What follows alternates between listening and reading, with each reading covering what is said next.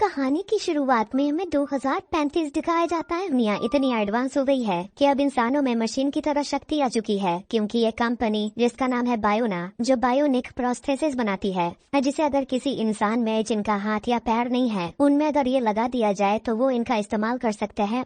लेकिन इस दुनिया में कुछ ऐसे लोग भी हैं जो इस तरह के लोगों के खिलाफ हैं और उन्हें मार देते हैं। वहीं दूसरी तरफ हमें एक आदमी को दिखाया जाता है जो एक बहुत बड़े बैंक के अंदर जाता है, जिसके अंदर हाथ के अलग अलग पार्ट्स होते हैं। वो अपना हाथ निकालकर उस दूसरे हाथ को अपने हाथ में फिट कर लेता है। दरअसल ये जो नया हाथ है ये अपने आप में एक हथियार है। वो उस अपने नए हाथ से एक लॉकर को खोलकर वहां से हीरे निकाल लेता है। हालांकि यहाँ पर सिक्योरिटी आ जाती है, पर वो सिक्योरिटी को चकमा देकर उन पर हमला करके यहाँ से निकल जाता है और भागने के बाद अपने भाई हैथोर से मिलता है और चुराए हुए हीरे उसके हवाले करता है। जिसके बाद वो हैथोर से कहता है कि वो बहुत ज्यादा जख्मी हो गया है, जिसकी वजह से वो मजीद आगे नहीं बढ़ सकता। वो हैथोर से कहता है कि वो हीरे ले और वहाँ से भाग जाए, क्योंकि पुलिस करीब आ चुकी थी। हैथोर वहाँ से भाग जाता है, लेकिन वो अपने भाई की डेड बॉडी को वहीं छोड़ देता है। इसके बाद पुलिस इस जगह पर पहुँचती है जहाँ उस आदमी की डेड बॉडी मौजूद होती है, जहाँ पुलिस को पता चलता है कि वो आदमी एटलेटा नाम का एक बॉक्सर था। पर जब इस दुनिया में बायोनिक्स की क्रांति हुई तो उसका करियर पूरी तरह से खत्म हो गया। इस तरह के बॉक्सर आ गए जिनके पार्ट्स रोबोटिक थे, उनसे वो मुकाबला नहीं कर सकता था। इसीलिए जानबूझकर उसने अपना एक हाथ कटवा लिया ताकि सरकार उसे नया रोबोटिक हाथ दे दे। लेकिन सरकार को उसके बारे में सब कुछ पता चल गया, इसीलिए उसे रोबोटिक हाथ नहीं मिला। इस तरह के अंगों को चलाने के लिए खास चिप की जरूरत होती है जो इंसान के सिर के अंदर फिट की जाती है। इस बॉक्सर को चिप एक दूसरे एथलीट से मिली थी जो अपनी जिंदगी की आखिरी सांसें ले रहा था। अब हमें मारिया नाम की लड़की दिखाई जाती है। तो वो कभी लॉन्ग जंप चैंपियन हुआ करती थी और कहती है कि वो अपनी माँ हेलेना की तरह चैंपियन बनना चाहती थी, जो लॉन्ग जंप में चैंपियन थी, जिसकी वो बचपन से ही तैयारी कर रही थी ताकि वो अपनी माँ की जगह ले पाए, मतलब कि वो चैंपियन बन पाए। आज वो अपनी माँ की तरह एक चैंपियन है। खैर, अब वो अपनी बहन गैबी के बारे में बताती है, जो भी लॉन्ग जंप चैंपियन है, लेकिन उसका राइट पैर रोबोटिक है, जिसे कहते हैं बायोनिक प्रोस्थेसिस। लॉन्ग जंप करके वो नई रिकॉर्ड होल्डर बन जाती है और मारिया बताती है कि उसका करियर ऊंचाइयों में जाने वाला था कि तभी ये बायोनिक रेवोल्यूशन हुआ और सब कुछ बदल गया। मतलब ये लोग हाथ या पैर में इस तरह का बायोनिक प्रोस्थेसिस लगा लेते हैं और उनकी क्षमता नॉर्मल लोगों से कई गुना ज्यादा बढ़ जाती है, जिससे नॉर्मल प्लेयर्स की अहमियत अब समय के साथ गिरते जा रही है। तब हमें एथलेटा के भाई हैथोर को दिखाया जाता है जो एक बॉक्सिंग अकेडमी में जाता है और वहीं चुराए हुए हीरे अपने दोस्तों को दे देता है।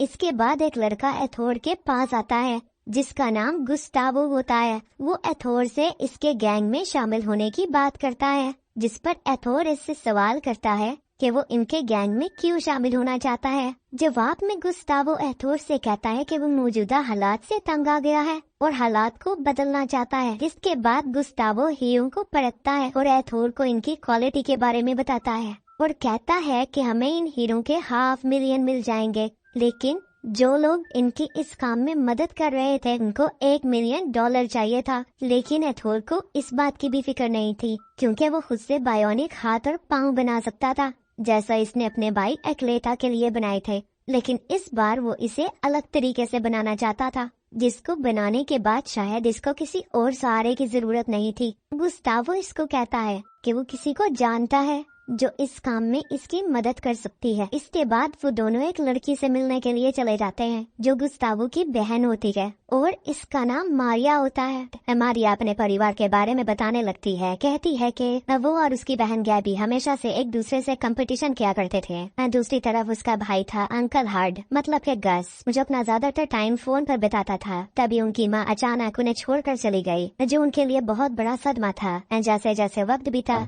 मारिया और गस का रिश्ता गहरा होते गया। अब प्रेजेंट में गस अपनी बहन को हीटोर से मिलाता है। इसके बाद बायोनिक प्रोस्थेसिस बनाने वाले कंपनी को देखते हैं, मतलब के बायोना। उस कंपनी का मास्टरमाइंड है एडारियो और उसके साथ होता है रिकार्डो, जो गैबी और मारिया के पिता हैं। इन बायोनिक की मांग दुनिया में दिन पर दिन बढ़ते जा रही है। मारिया जब घर जा रही होती है तो देखती है कि हर जगह उसकी बहन के बड़े बड़े डिजिटल एड्स चल रहे हैं। दरअसल बायोनिक कंपनी ने उसे अपना ब्रांड एम्बेसडर बनाया है ताकि इस दुनिया में और भी बहुत सारे लोग अपनी बॉडी में इसी तरह के पार्ट्स लगवाएं और उनकी कंपनी को फायदा हो। मारिया जब घर आती है तो वहाँ पर एक बहुत बड़ी पार्टी होती है क्योंकि उसकी बहन ने लॉन्ग जंप में एक बहुत बड़ा रिकॉर्ड बनाया है। मारिया को लगता है कि ये जो कुछ उसकी बहन को मिला है इस पर उसका हक था क्योंकि बचपन से उसने इसी चीज की प्रैक्टिस की थी। यहाँ पर वो बहुत सारी शराब पी लेती है, जिसके बाद वो यहाँ पर जितने भी एथलीट्स होते हैं जो सबके सब बाइनिक हैं उन्हें बहुत उल्टा सीधा कहती है। अपनी बहन से भी उसके आर्ग्यूमेंट्स हो जाते हैं, जिसके बाद वो बाइक से घर से निकल जाती है और वहीं रास्ते में इसका एक्सीडेंट हो जाता है, जिसके बाद वो खुद को एक हॉस्पिटल में पाती है। और जब इसकी आंख खुलती है तो वो अपने सामने हथौड़ को देखती है और इसकी फैमिली के बाकी लोग इसके इर्द गिर्द मौजूद होते हैं। और इसी दौरान मारिया को पता चलता है कि इसका एक पैर काट दिया गया है, जिसको देखकर वो चीखना और चिल्लाना शुरू कर देती है। जब डॉक्टर्स ये सब देखते हैं तो वो इसको नींद का इंजेक्शन लगा देते हैं। और वहीं दूसरी तरफ पुलिस हथौड़ और इसके साथियों की तलाश में होती है, जिन पर पुलिस को शक होता है कि वो लोग खिलाड़ियों को बायोनिक बनाने के लिए इनके हाथ पांव को कटवा देते हैं। इसके बाद हमें मारिया को दिखाया जाता है जो अपना मोबाइल चेक करती है तो इसको हथौड़ का मैसेज मिलता है जिसमें लिखा होता है कि मेरा भेजा हुआ तोहफा मिला या नहीं। इस दौरान मारिया गिरने लगती है, लेकिन गैबी इसको संभाल लेती है और इसको चलने पर उकसाती है। साथ ही मारिया को हथौड़ का गिफ्ट भी देती है जो एक बॉक्स में मौजूद गुड़िया होती है जिस पर बायोनिक पुर्जे लगे होते हैं, जो इस बात की तरफ इशारा होता है कि हथौड़ मारिया को बायोनिक पुर्जों की मदद से ताकतवर बनाना चाहता है, जिसको देखकर मारिया बहुत खुश हो जाती है। और दूसरी तरफ वो NIM चिप जल्दी मारिया के सर में लगा दी जाती है। डॉक्टर डारियो मारिया का इलाज करते हैं और सब कुछ बेहतर तरीके से वैसे ही होता है जैसा इन लोगों ने सोचा था। इसके बाद मारिया को रोबोटिक पाँव लगाया जाता है, जिसके बाद मारिया की खुशी अरूज पर होती है क्योंकि वो सब कुछ पहले से बेहतर तरीके से कर सकती थी। और इसके बाद जब वो जंप लगाने की कोशिश करती है तो जमीन पर गिर पड़ती है, जिसके बाद डॉक्टर डारियो इसे समझाते हैं कि अभी इसकी एनर्जी बहुत कम स्केल पर है और अगर इसका लेवल 0 आया तो वो कोमा में भी जा सकती है। लेकिन इसके साथ ही मारिया को ये भी बताते हैं कि इसे अपने आप को चार्ज रखने के लिए कम से कम 12 घंटे सोना होगा। जिसके बाद वहाँ हथौड़ आ जाता है और आहिस्ता आहिस्ता इनके दरमियान नजदीकी बढ़ने लगती है। इसी दौरान हथौड़ इसको बताता है कि अब बदला लेने का वक्त आ गया है और मारिया भी इसकी बात को मान लेती है, लेकिन वो इसको ये कहती है कि इस दौरान इन्हें इन सब चीजों से उसके भाई गुस्तावो को दूर रखना होगा। इसके बाद बैंक के एक ट्रक को देखते हैं जिसमें बहुत सारा पैसा था। मारिया कीटोर के लोगों के साथ मिलकर उस ट्रक का एक्सीडेंट करवा देती है, जिससे ट्रक के अंदर बैठे दोनों ड्राइवर घायल हो जाते हैं। मारिया उनके गाड़ी के अंदर एक स्मोक बॉम्ब फेंक देती है, जिससे गार्ड्स को बाहर निकलना पड़ता है और हीटर उनमें से एक को मार डालता है। ये देखकर मारिया हैरान हो गई थी। उन्हें वहाँ से तुरंत निकलना पड़ता है क्योंकि पुलिस आ रही थी। एक बार जब वो लोग अपने अड्डे पर पहुँच जाते हैं तो मारिया हीटर पर बहुत ज्यादा गुस्सा होती है और उस पर चिल्लाने लगती है कि तुम तो बदला लेना चाहते थे,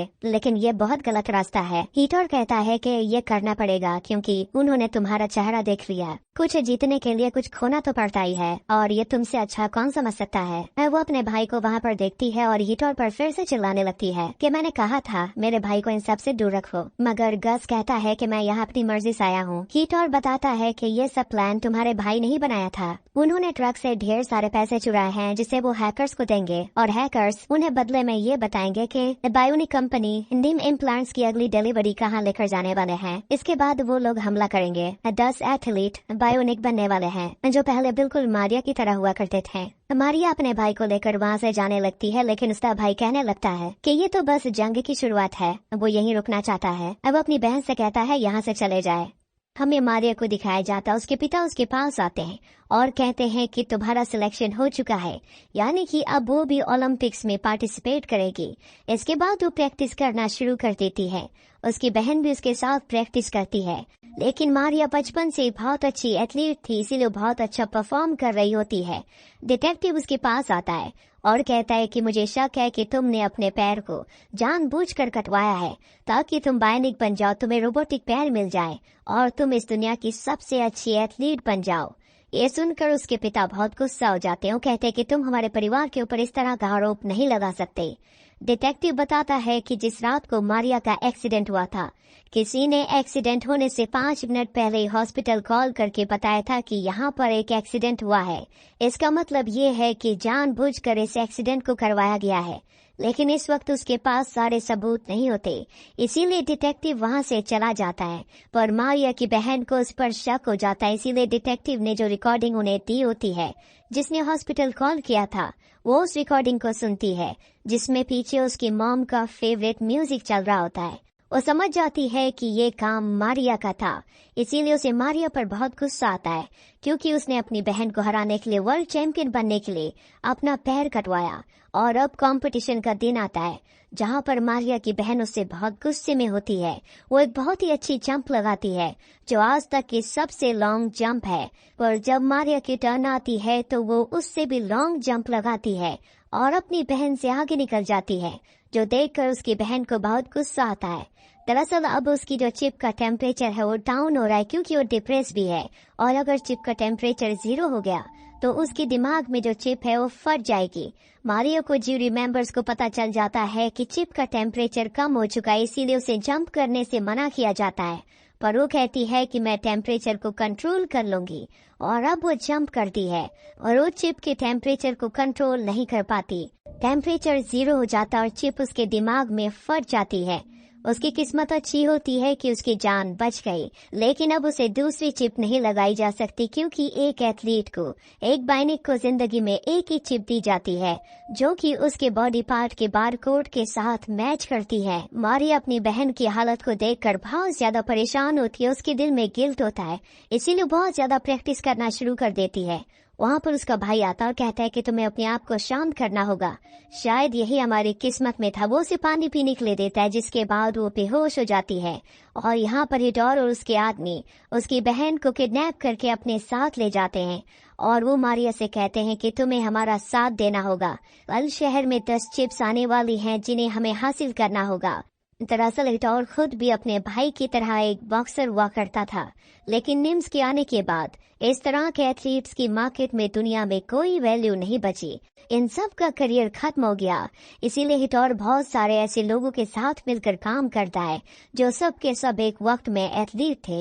हरिया ने इनके बताए प्लान के मुताबिक आसानी से वो बैग चोरी कर लिया था जिसमें वो चिप्स मौजूद थे, जिसके बाद डारियो को भी प्लांट्स के चुराने की खबर हो जाती है जिसे मारिया ने चुराया था, क्योंकि इसने सीसीटीवी फुटेज में मारिया को बैग चुराते हुए देख लिया था। रास्ते में मारिया को हिटोर की बाइक दिखती है और हिटोर उसके सामने आता है, इसलिए गुस्से में वो हिटोर को ठोक देती है, लेकिन असली में वो बाइक चला रहा था उसका भाई जो बहुत बुरी तरह घायल हो गया था और वो दम तोड़ देता है। हिटोर उसके सामने आ जाता है और वो उसे मारने ही वाली थी कि हिटोर उसे बेहोश कर देता है। जब उसे होश आता है तो उसकी बहन उसके सामने थी। हिटोर इम्प्लांट वाला ब्रीफकेस अपने बॉस को देता है और मारिया ये देखकर चिल्लाने लगती है कि तुमने ये सबसे पैसों के लिए किया, मुझे लगा तुम अपने भाई को इंसाफ दिलाना चाहते हो। मगर हिटोर का ऐसा कोई इंटेंशन था ही नहीं, उसने तो सिर्फ मारिया का इस्तेमाल किया। इसके बाद वो लोग ब्रीफकेस को खोलते हैं, मगर उनके मुताबिक यहाँ पर सिर्फ 10 प्लांट होने वाले थे, मगर यहाँ तो बहुत सारे हैं। वो लोग बायोनिक की फौज खड़ी कर सकते हैं, वो लोग माला माल होने वाले हैं। मगर अचानक से मारिया सारे इम्प्लांट्स को गिरा देती है और हिटोर पर हमला कर देती है। उनके बीच लड़ाई शुरू हो जाती है और बायोनिक होने की वजह से कोई भी मारिया से जीत नहीं पाता। गैबी भी खुद को आजाद कर लेती है कि तभी हिटोर पीछे से मारिया पर चाकू से वार कर देता है। तो वो गैबी को भी मारने वाला था और मारिया अपने पैर से उसका सिर कुचलने वाली थी, लेकिन उसे छोड़ देती है। फिर वहाँ पर पुलिस आने वाली थी और गैबी मारिया से कहती है कि तुम यहाँ से बाहर निकलो। पुलिस वहाँ पर पहुँच जाती है और मारिया को देखकर पुलिस उसके पीछे भागती है। मारिया